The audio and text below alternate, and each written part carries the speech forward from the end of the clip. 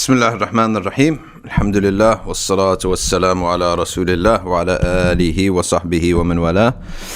Alrighty, everyone. I hope everyone's doing well. Beautiful day out. I don't blame anyone for being outside at this hour of the day. People should be outside. So let's get going here and read a little bit from Al-Adab al-Mufrad, from the words of the Messenger sallallahu alaihi wasallam. Nothing more relaxing and calming than reading the words of the Prophet sallallahu alaihi wasallam. Honestly, there's so much in Islamic literature. You could do this all your life, right? Just keep hadith book after hadith book, tafsir after tafsir, right? حدثنا محمد بن كثير قال أخبرنا سفيان قال أخبرنا سفيان because أخبرنا سفيان because it's the fa'il here, and on top of that it's غير منصرف. Sufyan is one of the names that are غير منصرف, which you'll learn about in this Arabic course that's coming up with Safina Society. قال 2 o'clock on the Safina Society YouTube channel. You can get the orientation for that. Watch the orientation, see all the teachers. حدثني سعد بن إبراهيم عن حميد بن عبد الرحمن عن عبد الله بن عمرو قال قال النبي صلى الله عليه وسلم من الكبائر أن يشتم أن حرف نصب ينصب الفعل المضارع أن يشتم الرجل والديه. Okay. من الكبائر أن يشتم الرجل والديه. From the major sins is that a man curse his parents. فقال كيف يشتم? The man says, how would a person curse their parents? قال يشتم الرجل فيشتم أباه وأمه. Okay, you revile another person's parents, so they revile your parents. So you're a son of this, well, you're a son of that. All right. So this idea of cursing parents, you're a son of a this and you're a son of a that, it existed in their time. So when you say that to somebody, well, you cause them to say that to you. Oh, you're a son of a. Okay, then you're a son of a thing, and then all of a sudden, all right, you instigated the cursing of the parents. Okay. Now, very interesting thing here. I was talking to a friend of mine, a scholar, and I said to him, I said, look, there are certain things, certain fields of work where if you don't curse, no one takes you seriously. Okay. And at that point, he said, yes, I'm aware of that. And he said that, believe it or not, he said that it's actually permitted in that regard. It's the prohibition is less as long as the cursing does not involve zina, accusations of zina. So some curses would indicate that a person is, like a son of something or committing zina, basically. And he said that's where the line would be drawn there. But he actually did understand and recognize that there are some professions, if you don't go in there and your tongue is firing away, they're not going to take you seriously. Right? The specific questioner was about construction. He's like, when I'm with these workers and they're looking at me and I'm giving an order, right? Oftentimes that language, if it doesn't come out, nothing's happening. Right, so they're not going to respect you. So, don't take that from me, but consult your local mufti if you're such a worker. Or you know what? Just don't ask and do what you need to do. But do not say words that would involve someone else's parents or zina of someone else. Okay. حدثنا محمد بن السلام قال أخبرنا مخلد قال أخبرنا ابن جريج قال سمعت محمد بن الحارث ابن سفيان يزعم أن عروة ابن عياض أخبره أنه سمع عبد الله بن عمرو ابن العاص يقول من الكبائر عند الله تعالى أن يستسب الرجل والداه. Okay, from the major sins is that a man reviles his parents. Okay, that you curse your parents, that you don't like your parents, etc. All these things are from the major sins. The etymology of son of a gun is quite something. It's a British thing, says Wakarati in the notes. Yeah. What is it? I guess he's teasing us. We have to look it up then. He's giving us a teaser. So we have to look that up. باب عقوبة عقوق الوالدين. The chastisement for disobeying parents.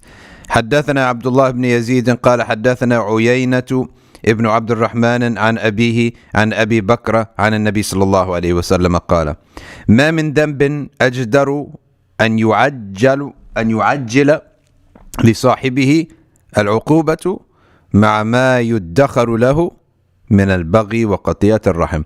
So Prophet ﷺ said, there's no sin greater in oppression and greater, and that is more worthy of its punishment being brought forth while also retaining it for the afterlife. In other words, that you be punished right away for it. There's no sin more worthy of being punished right away, as well as being saved for a person in the akhirah, than uquq al-walidain. All right, so this is actually what the ulama say about people who have uquq of the walidain. In other words, they're bad to their family. The punishment for it comes in this life first, then in the next life, if there's any left over. So oftentimes, if you look at people who have issues with their kids, it may be, right, a result that they had issues with their parents. So if you really want to have a good life, you need to have a good family life. A good family life is going to be ruined if you don't get along with your kids. You're going to be miserable. You're going to have like one of those, 5-year, 10-year periods where your 17-year-old kid is just driving you absolutely through the wall. And you're like bailing him out of jail and all sorts of insanity like that. And or they're becoming some kind of a deviant or something like that. And then you have to deal with that, and you have a headache, and you're embarrassed, and you're just miserable every day of your life because of this. Okay? And maybe, Allahu A'lam, that may be a kafara for a person themselves did that to their parents. Now, there are some excuses. If a person was honestly trying to do the right thing and gave his parents a headache, okay, then he didn't intentionally hurt them, then maybe that's a difference, right? That he didn't intentionally give them a headache, but he was just annoying in himself, right? Then you may have a kid who's also just not intentionally trying to hurt you, but he's annoying in himself. You may have that. So it's oftentimes a mirror image, and Allah knows best, and Allah is forgiving, and Allah knows people's intentions. So take it from that optimistic element. All right, so Waqar Ali says, when sailors would go to sea, sometimes their pregnant wives would come on board. When giving birth, they'd place her close to the cannon to drown out the screams of the contractions. When the kid was born, they'd call it son of a gun because of the cannon. Okay, that makes sense. So that means someone born on a ship, basically. Never knew this. Very interesting. Very interesting. I was thinking about the British the other day and how there tend to be a passive types of people, and they tend to be open to negotiation all the time. They tend to not be hotheads, right? They think things through, they're proper, etc. And modernity had to come to somebody. Allah Ta'ala chose the British to give them the head start. So they were basically like, and technologically 200 years advanced beyond anyone else, and that's how they were able to have this global empire. Because they were given this modernity before anybody else. When I'm talking about machines and technology and stuff. So I was actually thinking that who else was out there? Who else were candidates at that time to receive it? The French, the Germans.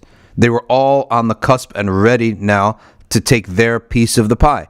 Because in our theology, Allah Ta'ala gives a dominion meaning control and sovereignty and power and wealth, He gives it to different nations over time. So the Muslims had received it, that the Ottomans had received it, the Austro-Hungarians had recently just received it. They went up and down. The Romans way back in the day, the Greeks way back in ancient times, the Persians likewise, the Egyptians likewise, the Indians and Chinese way back in the day. So now the turn is coming to someone else. So the candidates at that time were the French, the British, the Germans, and maybe one or two other nations, like the Dutch, for example. But the most calm, passive, and least hot-headed people received it, right? And I would think that's actually a mercy. Could you imagine if the Germans were the ones who received it, right? When I say received it, meaning the openings of modernity, factories, machines, all that started in Birmingham, England, right? This is the first place of where modern technologies really started to pick up, and the factories and these production and things like this. So the British had that 200 years head start over everyone else. That's how they were able to conquer. If the Germans had it, oh my gosh, what they would have done to the world. If the French had it, unbelievable, right? What they would have done to the world. Okay, so those were the candidates at the time, because those are the people who had been in the at the back of the line for so long. Okay, and where is England in the history of the world before that? Right, it's just like a nice little monarchy. That's it, but it's not a big deal.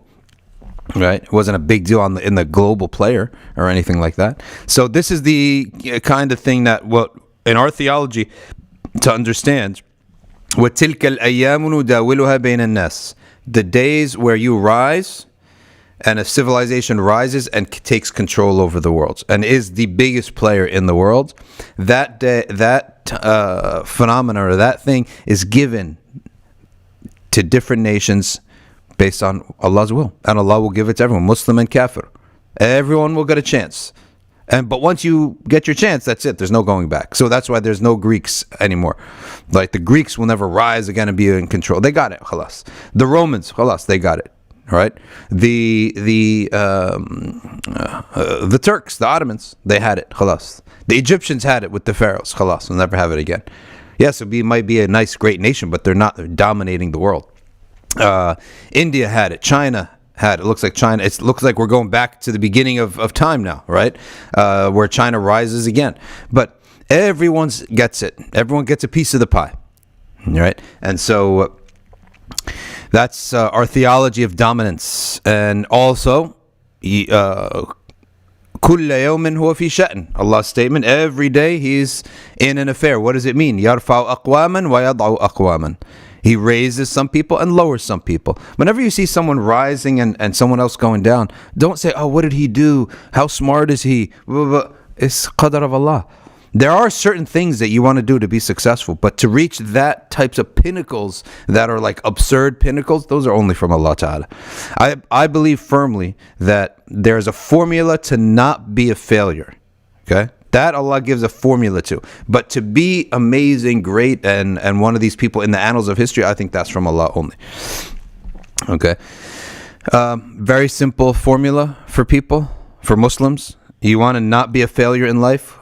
Wake up early. I know the summertime is really hard to do that. Aisha is really late, right? Fajr is really early. It's hard to do that. But outside of this time period, June, July, and August, wake up early. No intoxicants. Drugs, alcohol, or women, right? Okay, if you're a single guy, don't go flirting around and creating love dramas with yourself, with others. Drugs, alcohol, and gender relations. Wake up early and memorize and be good at something. You got to be good at something. There's got to be a skill that you can say, I'm good at this, right? A worldly skill, okay? And it's got to be something useful.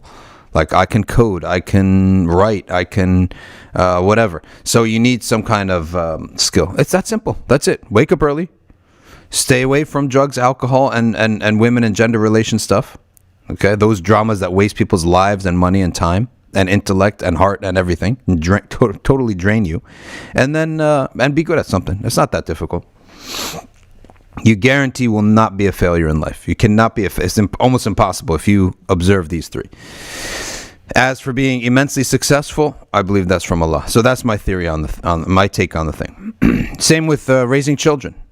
To raise a great kid, that's from Allah. But to avoid a failure, I think that's easy, right? Have dinner together, send the kid to memorize the Quran, okay? And make sure he's good at school. I mean, that's really it's not that hard.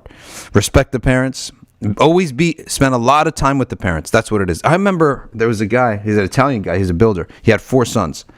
And all four of his sons, these guys were really cool dudes, right? I mean, these guys could have done anything they wanted in their life, but they helped him in the company, and they had a huge company that built homes for people.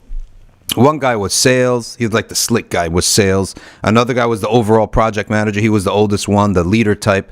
Another guy was in the on the ground with the construction workers, and another guy was like the nerd in the back, punching the numbers and investing the money and all that stuff. So I think someone in my family asked him, like, mashallah, you raise these kids. They're great kids. These kids could have been doing anything. How are they with you? Why are they with you? He said, I only had one formula with my kids. I don't know how to raise kids. I'm not educated myself. I have a construction company. I build homes. But he said, what is the formula? He said, I always spent time with them. If I go to work, they come with me, right? If I go somewhere, they come with me. I always keep them around me. That's it. Time. So that's all this man, and he's not a Muslim, right? That's all this man. So in other words, he doesn't have birrul walidain teachings. He doesn't have classes. He doesn't have Quran. He doesn't have any of that. He doesn't have rules on alcohol, women, and stuff. So he had all those issues, but he said, they're around me because I was always kept them around, and I went to everything that they did, right? So time. He poured a whole chunk of time, and that was the biggest ingredient. And I believe that is the biggest ingredient. So, حدثنا الحسن what am I doing? I'm like حدثني الحسن بن بشر قال حدثنا الحكم عن ابن عبد الملك عن قتادة عن الحسن عن عمران بن الحسين قال رسول الله صلى الله عليه وسلم ما تقولون في الزنا وشرب الخمر والسرقة.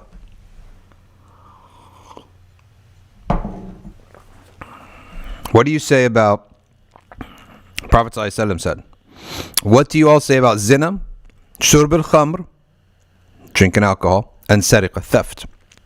They said, Allah and His Messenger know best.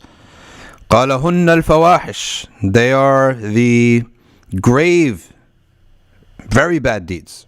Fawahish. Like, it's beyond at that point. Fahisha is something like beyond. Like, for example, if you have a flood, if your sump pump bubbles up a little bit, or your toilet bubbles up a little bit, all right, it's flooding a little bit. But once it really explodes out, that's the idea of fash, right? So there are sins here and there. Everyone does sins here and there. But zina, shurb al-khamr, and sariqa, now you've really gone beyond your bounds. Okay? هن الفواحش وفيهن العقوبة, and they have a punishment. ألا أنبئكم بأكبر الكبائر. But shall I tell you about the greatest of all sins? الشرك بالله عز وجل وعقوق الوالدين. Shirk and عقوق الوالدين. Shirk billah and disobedience to the parents. كان متكئا فاحتفز قال والزور. He was leaning on something, Prophet sallallahu alaihi wasallam. Then he sat up and he said, and zur, to false testimony as well. False testimony. Hadith in Bukhari, Muslim, and Ahmad. Okay. Babu buka al-walidain. Oh my gosh, if you make your parents cry, unbelievable. حدثنا موسى قال حدثنا حماد بن سلمة عن زياد ابن مخراق. Did I say that right? عن طيسلة أنه سمع ابن عمر يقول بكاء الوالدين من العقوق والكبائر. Making your parents weep is from عقوق and كبائر. Tell that to the people who want to marry, somebody, and the mom doesn't want them to marry them.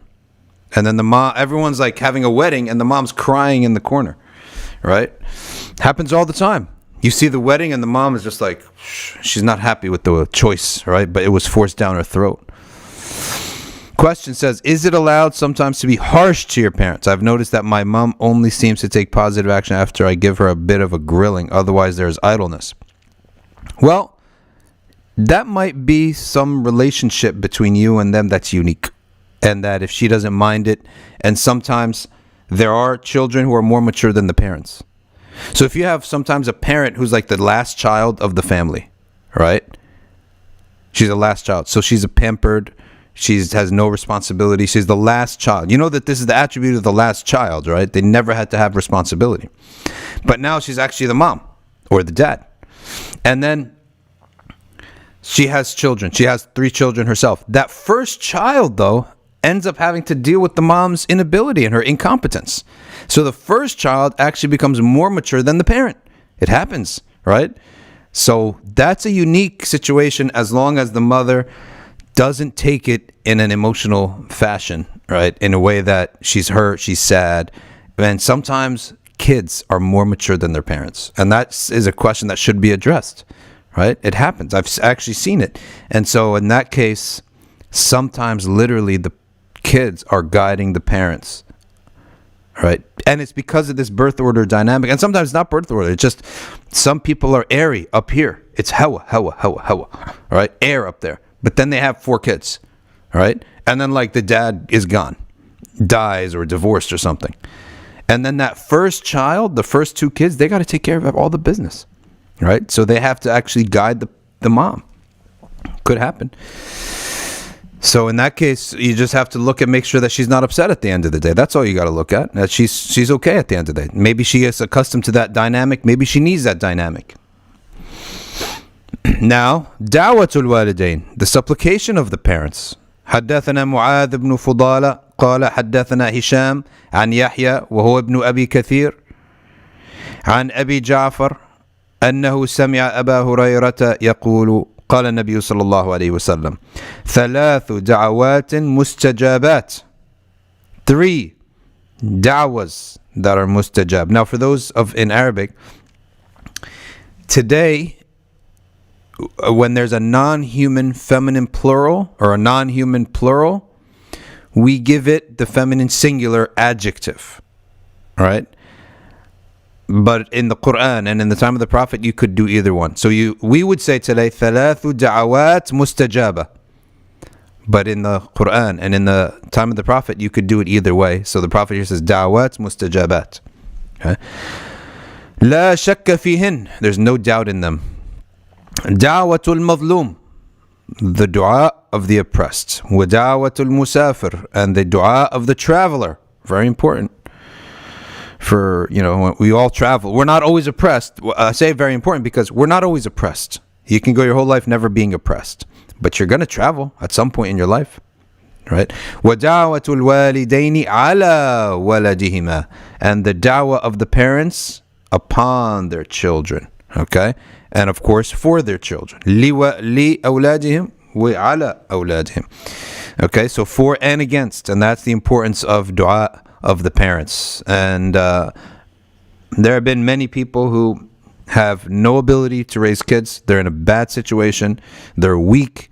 They don't have the means. They're surrounded by trials and tribulations, but they stay up every night making dua, every sajda making dua, and then their kids turn out to be good, right? So trust in the dua more than you trust in your own asbab. And that's your own akhdh bil asbab. And that's really important, that you trust in the dua more than you trust in your own actions. Okay. Let's just take one more hadith for tonight, or for today. حدثنا عياش ابن الوليد قال حدثنا عبد الأعلى قال حدثنا محمد بن إسحاق عن يزيد بن عبد الله بن قطيس عن محمد بن شرحبيل أخي بني عبد الدار عن أبي هريرة قال سمعت رسول الله صلى الله عليه وسلم يقول ما تكلم مولود من الناس في مهد إلا عيسى بن مريم. Everyone knows this. No one spoke as to from the cradle except Isa bin Maryam wa sahibu Jurayj, and the companion of Jurayj, that baby that was born. Well, there's in another hadith there's a third one, which is the baby of Ashab al-Ukhdud. If you remember, the Ukhdud are the ditches, and in the past there was a period of time, maybe a century or two, where groups were eliminated completely from cities through ditches with fires in them, and it applied to Jews and Christians, Jews in pagan lands and Christians in Jewish lands, that they would be, or Christians also in pagan lands. I don't think the Jews ever did that to the Christians, but the early Christians, it happened to them. It happened to Jews and Christians, that they would be thrown into a ditch of fire and eliminated completely. Eliminate the whole population in one day, right? In that little city or area.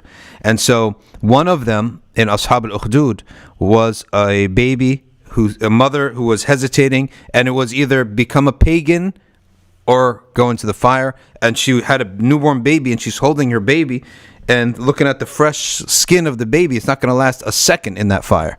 And she hesitated. The baby then spoke to her and said, trust in Allah and jump. Okay? And so that's the third one. That'll come in another hadith. قيل يا نبي الله ما صاحب جريج وما صاحب جريج. O Messenger of Allah, who is the companion of Jurayj? Prophet sallallahu alaihi wasallam said, فإن جريجا كان رجل راهبا في صومعة له وكان راعي بقر يأوي إلى أسفل صومعته. So this is the long story of Jurayj. It's a long hadith in the Arabic language, but the story of Jurayj is, as you know, let me just read it to you actually, because the hadith itself is the summary. Okay, he used to go. He كان رجلا راهبا في صومعته. He was a worshipper in his monastery, in his little area. وكان راعي بقر يأوي إلى أسفل صومعته. And let's see here. He had given up the world. A shepherd who grazed cows frequently rested below his church, and a woman from a nearby village used to visit the shepherd. One day Jurayj's mother came to him and called him, Ya Jurayj, but he was engaged in salah. He thought to himself, here's my mother, and here I am making salah. So he's a youth, maybe like a teenager, and his fiqh isn't yet refined, because if you had fiqh, you would hurry up the prayer and go answer your mother. But he's young, he didn't know. So he says, I think salah is better. So he continued his salah as normal. And he did not respond to his mom. He said, I'll respond to her after I'm done, because this is Allah and that's my mother. Who's greater, Allah or a human being? That's his estimation. He was mistaken, right? Then his mother called a second time, then a third time.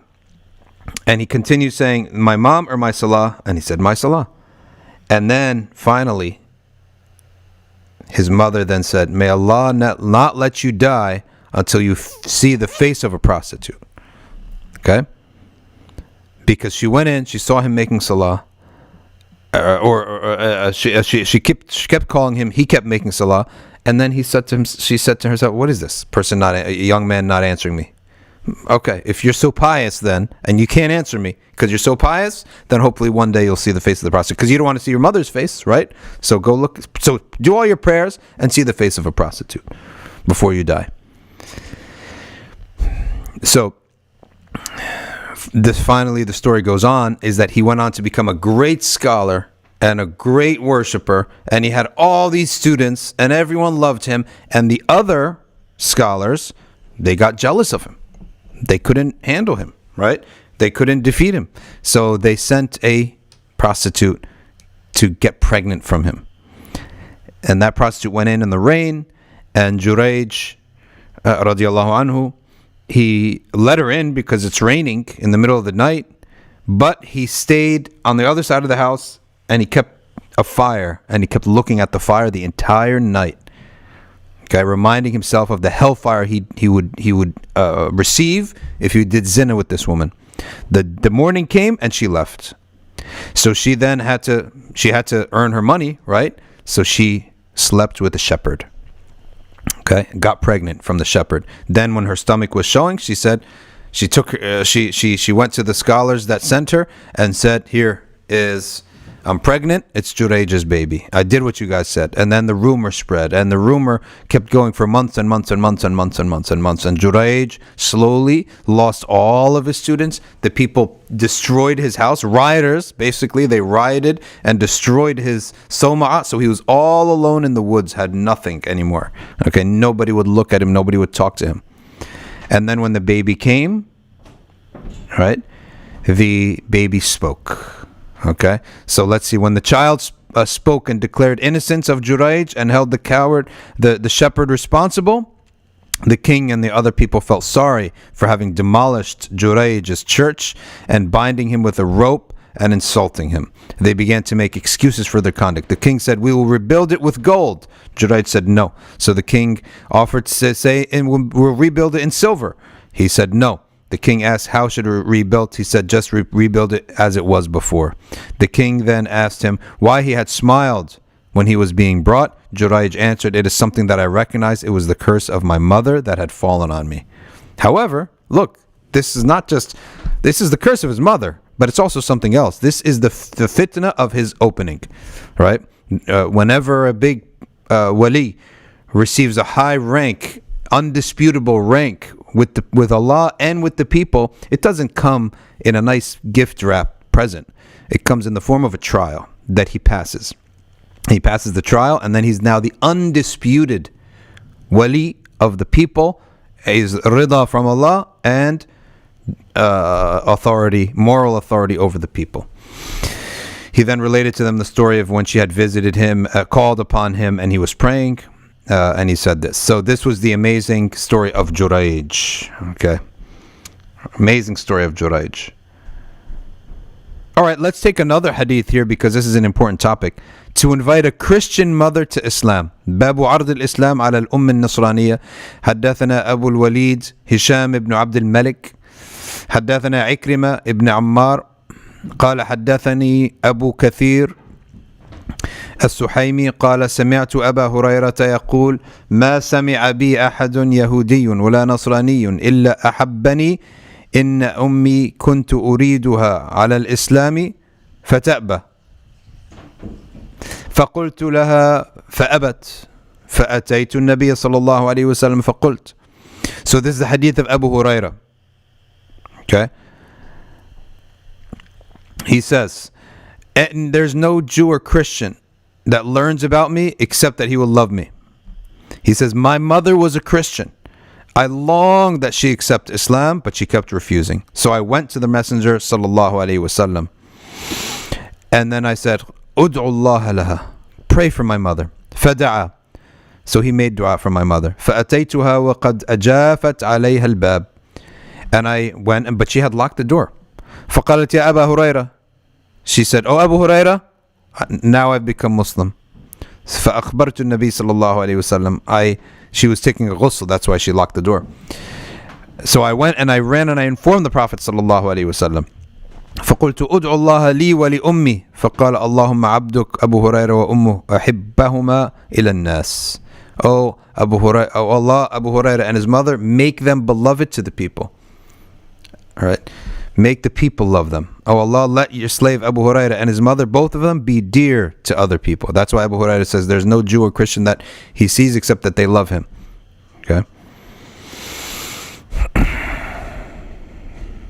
tell that to the Shia. All right, let's stop here.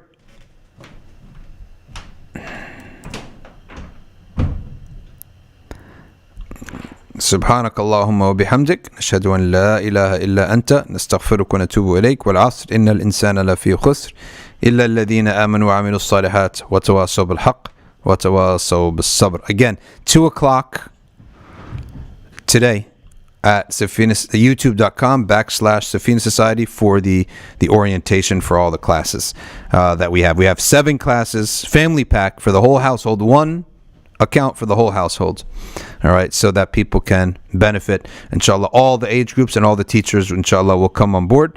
It'll be through Zoom, but on YouTube, so everyone will be able to see all the teachers and ask them questions and ask questions about how it works. It's a very simple program, but it gives you access to all these classes. And what you'll be able to do is, instead of registering every term, you stay registered. Either you stay registered through the break and you catch up on pre-recorded videos and you have a ton of videos to watch during the break, and then the live classes start again the next term, or see people simply unregister and then re-register, resubscribe, unsubscribe and then resubscribe at the beginning of the new term. So that's it. Hamza Hussein says, are there still going to be live streams? Well, What do you mean by the live streams? Do you mean like public live streams? There are a couple public live streams on MBIC. I do personally do public live streams on MBIC 6 times a week, and one public halaqah on Safina Society YouTube, really intended for converts, but I mean obviously it's the internet, so anyone can watch it. And then Ari Bhatti does a public. So we have public open general da'wah on YouTube. We do have that, but for the classes, they're going to be all through that post Fajr. Yeah, if I can get to it, because sometimes I work late, sometimes I work or early morning, and community updates will have it. So community updates still going on Monday through Friday at 7:45. Saturday's off, and Sunday is the Sunday halaqah, and there's it's not in the evening. The community update is basically now. If we open up, I don't know if we're going to have community updates. It'll probably be just like this halaqah on Sunday and on Safina Society YouTube channel on Monday. So I don't know if we're going to have I highly doubt that we're going to have regular everyday community updates when everything opens up, but everything's not open up, right? It's not the case yet. So even the masajid, they might open up for salah, but they're not opening up for programming with a lot of people and things that are not essential.